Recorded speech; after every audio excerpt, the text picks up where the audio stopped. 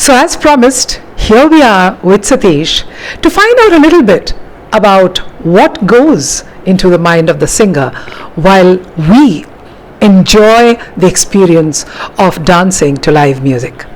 Satish, a lot of serious musicians find it a little difficult to be what they call accompanying artists to dancers, because obviously for dance music, a lot of the musicality may have to be compromised sometimes, so that the grammar of music is less and the grammar of dance is more evident. I mean, in a very loose, broad sense. But apart from that, this idea of being a solo singer and being an accompanying artist has been a bit of a conflict. Of course, I have to say that it has become much less now, but it was, when we came here, it was a really, a strong part of our interchange with people. But I have seen you, and I'm sure a lot of our audience will agree with it, because Satish's voice is one of the most heard voices, at least in Delhi, for singing for dancers, irrespective of whether it is Bharatanatyam or Kuchipudi or Mohiniyattam. We have heard your voice throughout. So you really enjoy your singing. It doesn't matter whether you're singing for a music kacheri or for a dance kacheri. Why don't you tell us how your experience has been? You joined this field as a youngster and you have now really established yourself. So why don't you tell us a little bit about that? Thank you, Akka. Actually, dance has made me into a better professional than what I was when I was a soloist. I should say that. The problem of differentiating between a classical vocalist like a soloist and a dance singer in terms of their quality still exists. I would not say that it was more at that time and less now. It is still there. Still, when we go to places like Chennai and when we are given opportunities, or when we are asked about our profile and asked about our careers span or whatever, and when I tell them that I'm more of a dance vocalist, then I am little bit I'm looked down. Okay. So to just break that notion and to convince them that I'm a very, very good singer in terms of solo concerts also is a tough thing. So when they actually hear me singing, then they are convinced. But first the thing comes that oh, he's a dance musician, so maybe he's not at par with a very good solo vocalist. So every time I have to prove myself, but once the concert thing happens, then they understand that I'm equally a good soloist like a dance musician. But I really don't differentiate between the two, because they both are different in their own sense and they have their own challenges, Akka. So but in dance I've actually got a lot of bhava, that's what I should say. When I was a soloist, I used to only sing compositions as it was taught to be by my gurus. But the bhava actually comes out when you actually are a dance vocalist, because you understand the lyrics, then you also emote with the dancer, then you understand, first you try to emote with the dancer, you kind of establish the visual contact, and then after that you get into the sahitya portion of it. After that you get into the musicality of the composition, you try to link between the musicality and the sahityam, and then you understand the relation between all the three, the musicality, the sahityam and the dancer's choreography. All three happens, and that happens with performances in which you have wonderful dancers. And I have got all that kind of an experience in Delhi itself. I have worked with like wonderful artists, definitely you're one of them. So singing for dance is not easy, so that's one thing.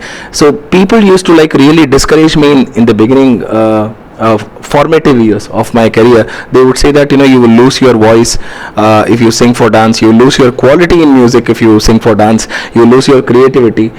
These were stereotypical things that were being told.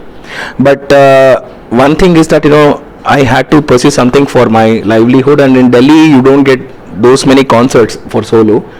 But dance, you can make it as your music for dance is something that you can make it as your profession and you can still be in touch with music.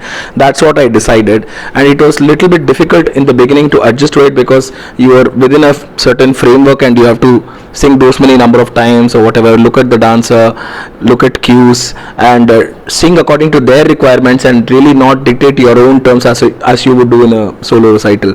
But I slowly got adjusted to that and I started enjoying it immensely, because this is another kind of a setup, another form of music, I would say. Not form of music, but a different kind of setup in which you have to kind of presentation, yeah. In which you have to adjust yourself, and then you have to start liking it, and by God's grace I really started enjoying it, and now I find both a solo concert as well as a dance concert equally enjoyable.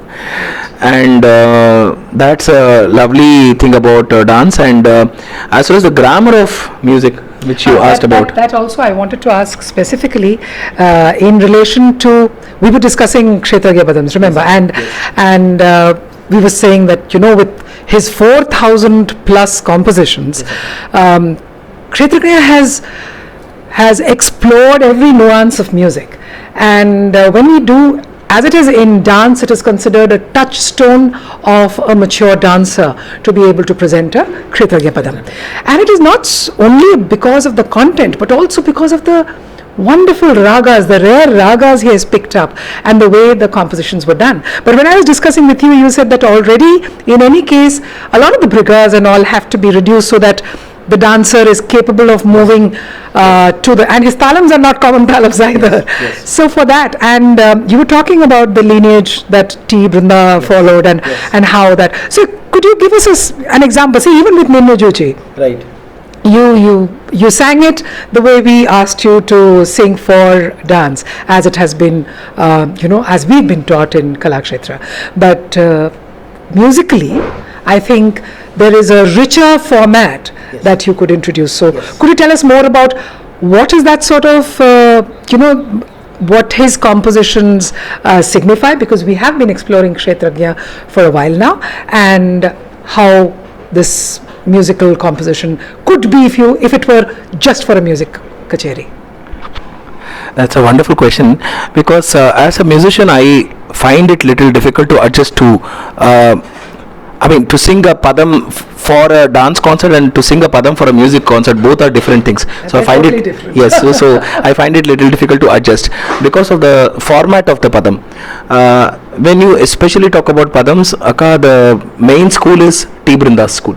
T. Brinda and T. Mukta. Of course, there were other musicians also who kind of popularized padams, like we had Sri Pinakapani, Sripada Pinakapani, Guru of Sri Nedanuri Krishnamurti and Volati Venkateshwarlu. They belong to the Andhra school and they specialized in padams and javlis only because of their knowledge in the language. Yeah. But when you talk about T. Brinda and T. Mukta, they also spoke in Telugu. But if you listen to the renditions, the importance is more on the music part of it than on the Sahitya part. Yeah. So many times, no offense to their music form, their Bani, because I'm a very, very young musician to critique about it, I'm really sorry. But the general observation is the music is more in proportion to the Sahitya, it is in terms of the contribution, that sometimes the Sahityams cannot be deciphered so well. Okay. So the music takes over the Sahitya. Maybe that is why in dance we have had to, sometimes request a toning down of the music, so that the words are clear. Yes. Yeah. So when it comes to dance, the lyrics become more important, and especially when you talk about padams, and always it is explained that the padams music is simple. I've always heard this, that when you talk about dance, a general definition that is given to padams is that the music is simple and the lyrics are more important. Yeah. That is a general definition. Yeah. But when it comes to a music concert, that padam becomes very, very challenging in terms of music as well. Okay. Because of the nuances, the slight brikas or the gamakas, the embellishments and the gaps between the words, and especially if you listen to Brindama's padams, they are not easy to decipher even in terms of tala, because the words do not fall in even places. Okay. They are in how should I say, in fractions, akka. So carways are also filled up with Yes, with a lot of gamakas. musicality, yeah. So you can't say that this is falling in the second matra or in the third matra. It may be in between also. Okay. That becomes difficult. Well, if you look at it actually, Satish, that means what you're describing is, it's actually very similar to how we do padams. Just like in dance, the padam becomes an important way of expressing your expressions, your emotionality. In the same way, the bhava or the control over. So, as a dancer, the control has to be over your movements, your emotions. In the same way, I think what you're describing is the control over music. Yes. In a padam becomes important to the singer. Yes. That is why when we have this conflict between how much musicality you can bring into this thing, it happens more in the dance kacheri. Yes, Akka. Especially, so when it comes to a music concert, and if I'm supposed to sing a Brindama Padam, let's say the Bani of a particular Padam, say Ninnu Juchi itself, I don't know the song, but I kind of heard the composition twice or thrice, and I'm supposed to maintain those carves exactly as it is. Yeah. Even those fractions, and if I would probably change, I would not be doing justice to Brindama's Bani, and maybe I can say that I'm following somebody else's Bani in singing that particular Padam. But I've particularly observed that in dance, maybe the Sahityams are split according to the Kai. Yeah. And according to the Talam also. So if it is Tishra Triputa, then I think that most of the Sahityams are split very conveniently as 3 aksharas and 4 aksharas. Yeah. The split is, and even the musical split is in the same way. So it's very much understandable. Whereas in a padam that you would hear in a concert of, say, Brindama, then the splits are uneven, and every line would have a nuance, and it would become equally challenging. So both things are absolutely different. So I can't say. Why don't you give us an example of the music? I'm actually not even able to remember that variation because it is so difficult. I tried to learn that composition, but just that the variation. Just a flash to show us the difference. Like for example, I will demonstrate another padam. Okay. It's in Ghantaravam. Okay. It says Neyya Muna Kailasa Nilaya Manakutamulu Ayyo Marupayana. It's in Ghantaravam Ragam. It is in Mishra Jampatalam. So the thing is, the line Ayyo Marupayana, how it would sound in a normal, in Brindama's version, okay, I would say. Okay. So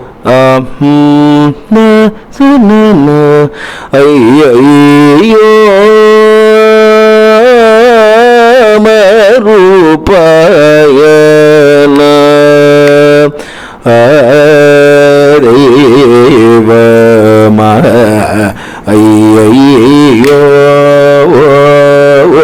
so these carves in which you can't say that those gaps cannot be precisely calculated. You can't be measured. You can't say that it is 2 aksharas or 1.5 aksharas or those many matras. That music has to be heard, properly absorbed, because these were handed down to Brindama and Muktama in an oral tradition. They did not have notations. So basically this is, would you say that I'm right in saying that this is Manodharma handed down as a tradition? As a tradition through oral music, through oral tradition. Nobody wrote it in those days. Yes. But the Sangatis are so intact, Akka, that every musician belonging to that school would sing it the same way. Oh. So even those uneven gaps would be sung in the same way because of the oral tradition.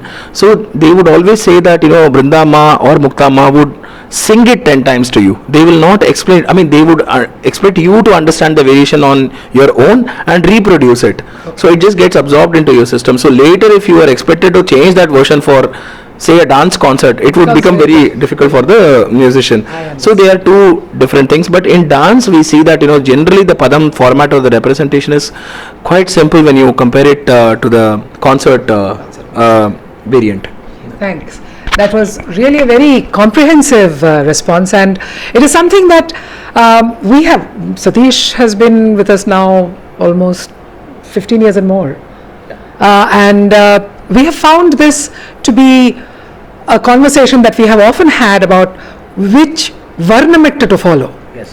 Because for the dancers, as all my dancer friends I think will agree, having the familiarity of the words being said at the time that we are used to them being said helps us to concentrate more on the emotion, and we don't have to worry about is my foot falling off talam or not. But it is equally difficult for the musician to have to move out of the tradition that he or she is used to and use a different manner of presentation.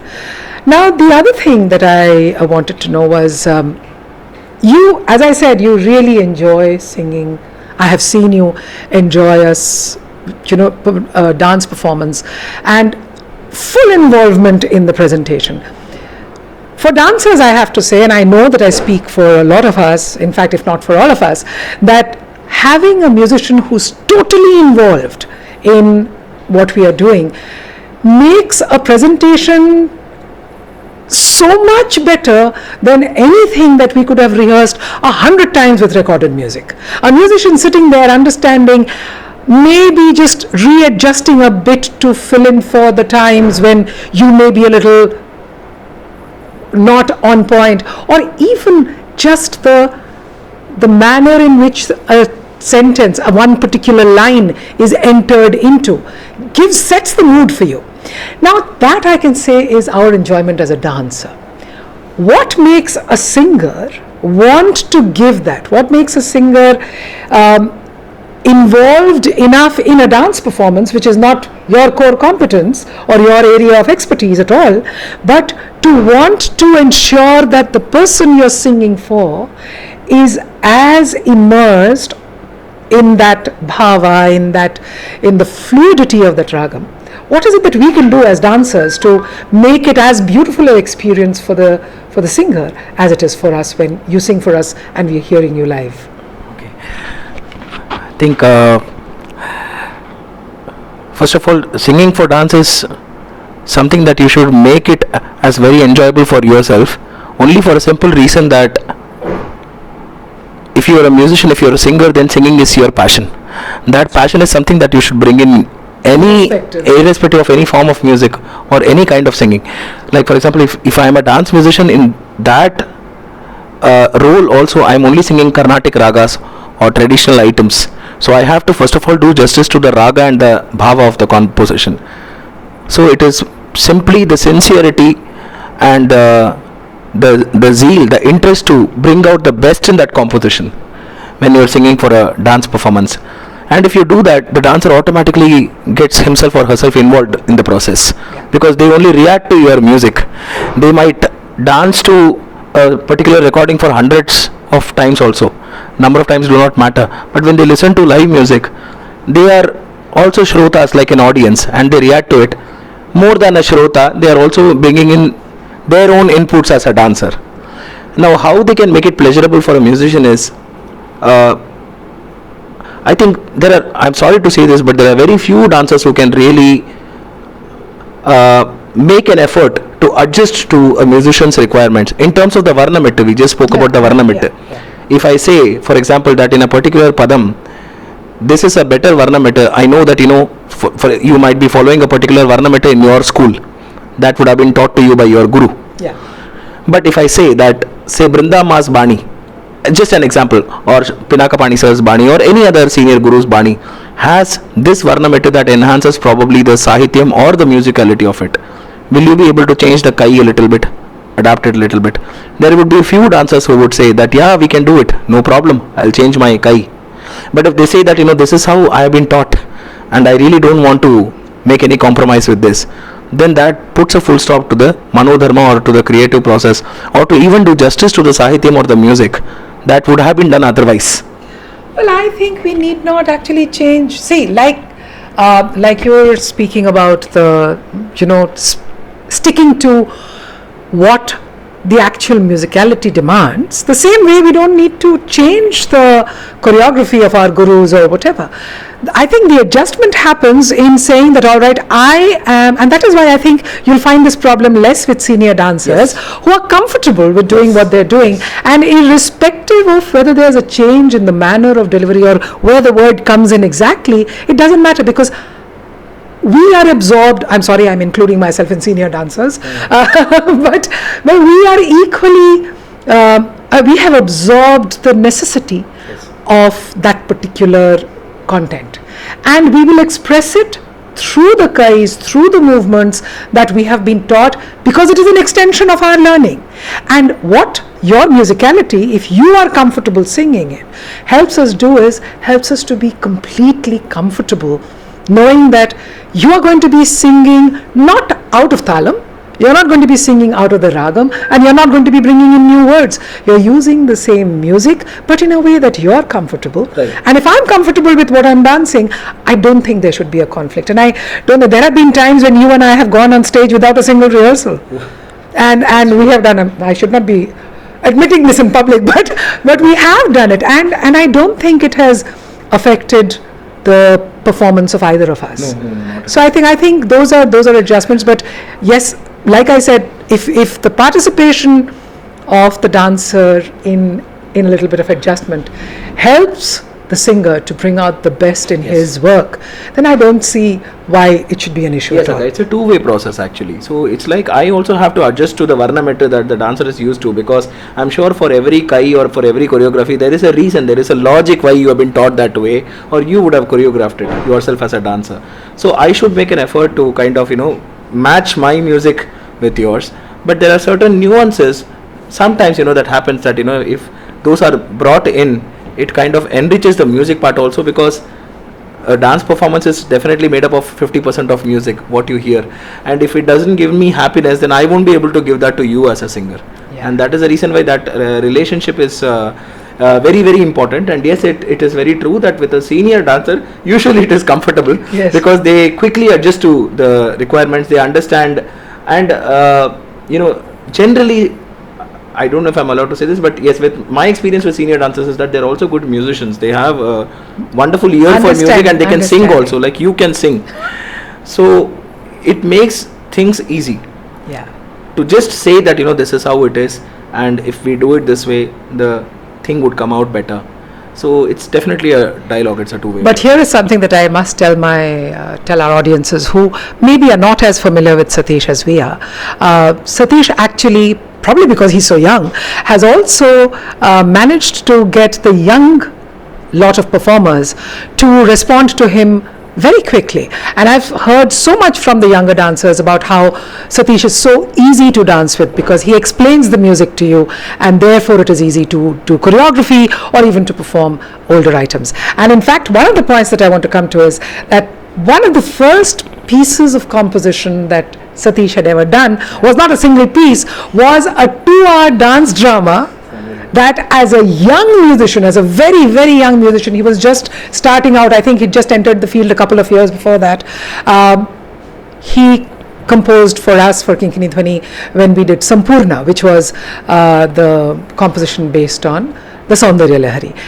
And from then to today, we've done, I think, about 10 or 12 dance dramas, and they're all, I know he said that you're used to singing Carnatic, but Satish, for us, because dance drama content is never really fixed in any one region, in any one genre of music, Satish has for us sung the folk element, he has sung for us Hindustani ragas, because the content has demanded it. He has composed in that manner, and for us it has been an absolutely wonderful experience. I can't think of doing a dance drama composition without saying, Satish, when can we do this?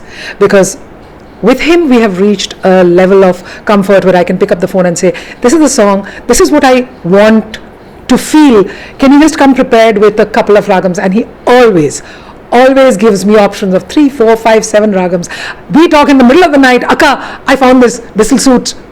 This is the way I think that the relationship between us has grown, and I know it's true of Satish at least, with a number of other dancers. And that is an ease of composition that comes over experience, but also I think when you give a little freedom to allow him to explore what he wants, just as much as I'm very, very particular about exactly what I want to hear from that. So both of us have to be sure of what we want, but both of us also have to be able to give to each other what is required for that. Right. So what is your experience of composition? And you don't have to talk generally. You can talk about your compositions with us.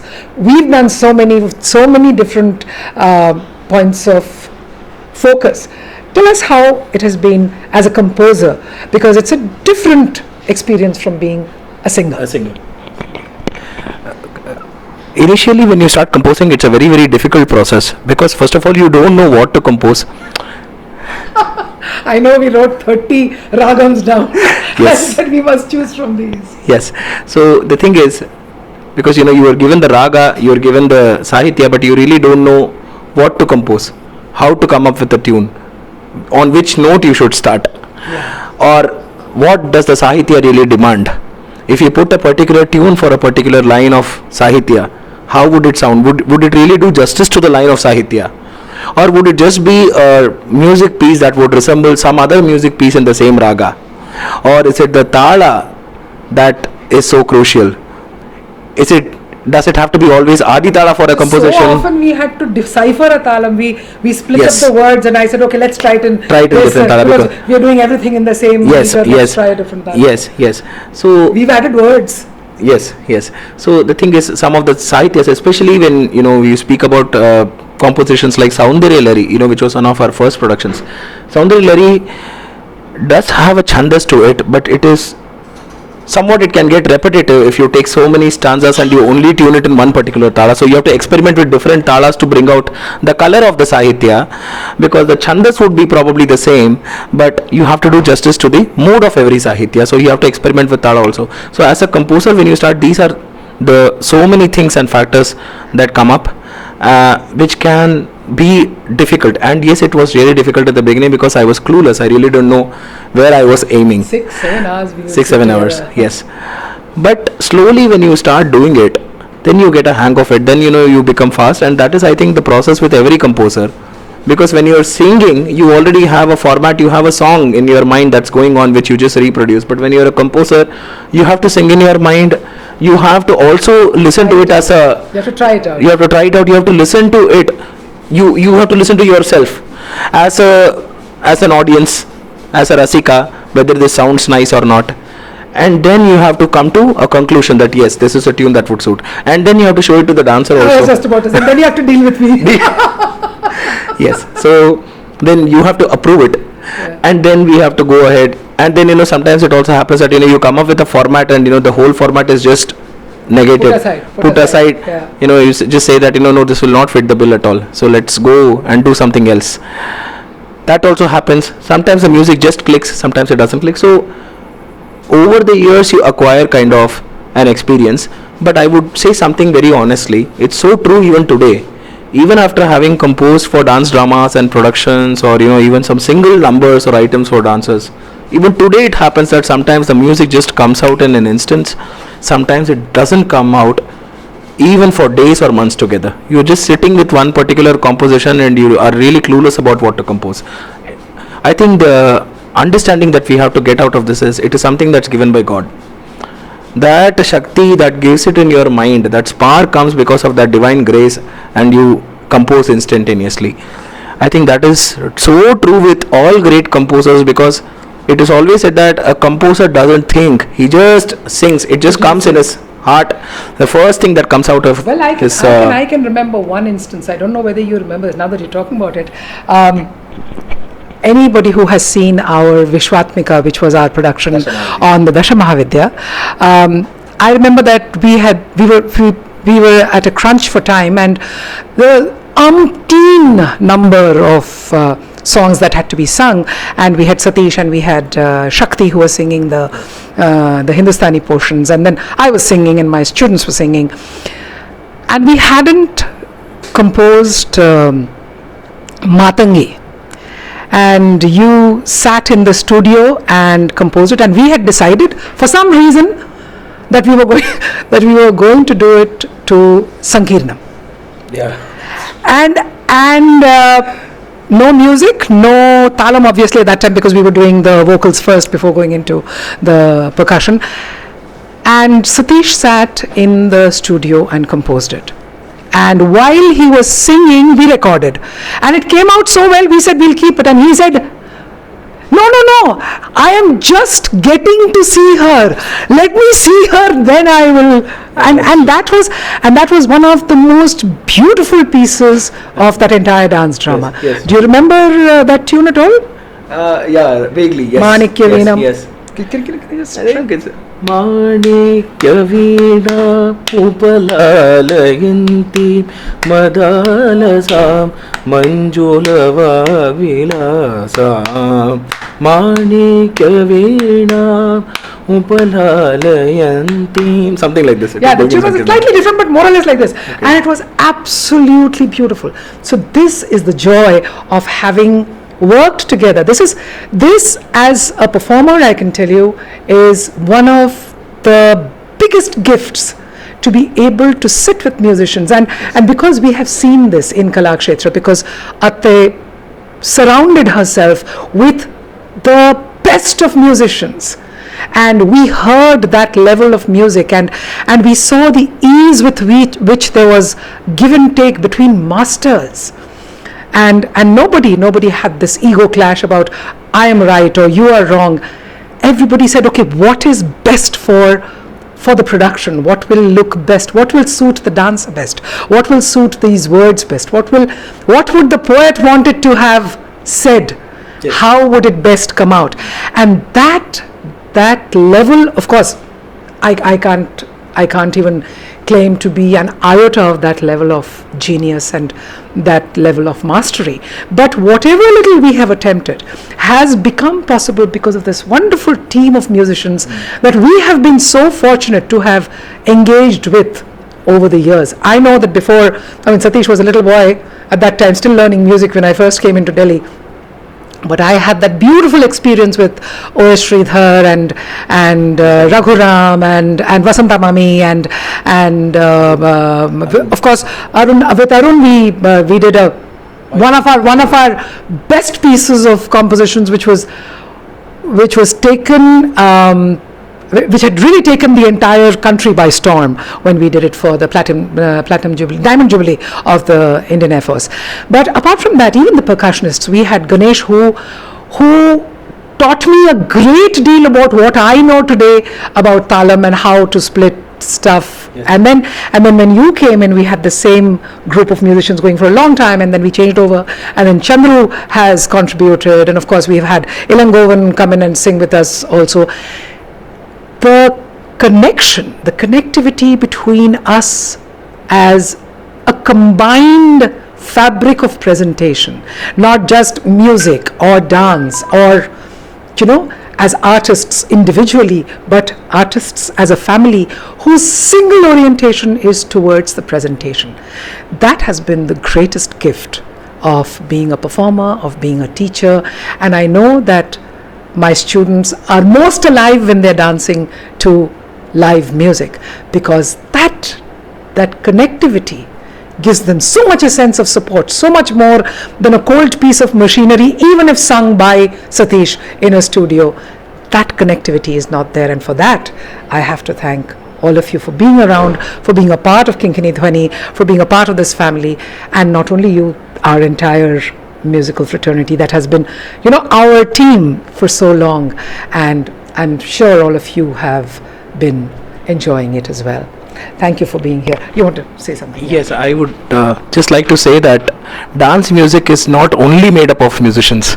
Dance music essentially has dancers also in it. Of course. They are not singing, but without the bhava that they bring out on stage or even during rehearsals, dance musicians cannot emote. You just can't be blindfolded and singing, just imagining things for yourself and bringing out the bhava.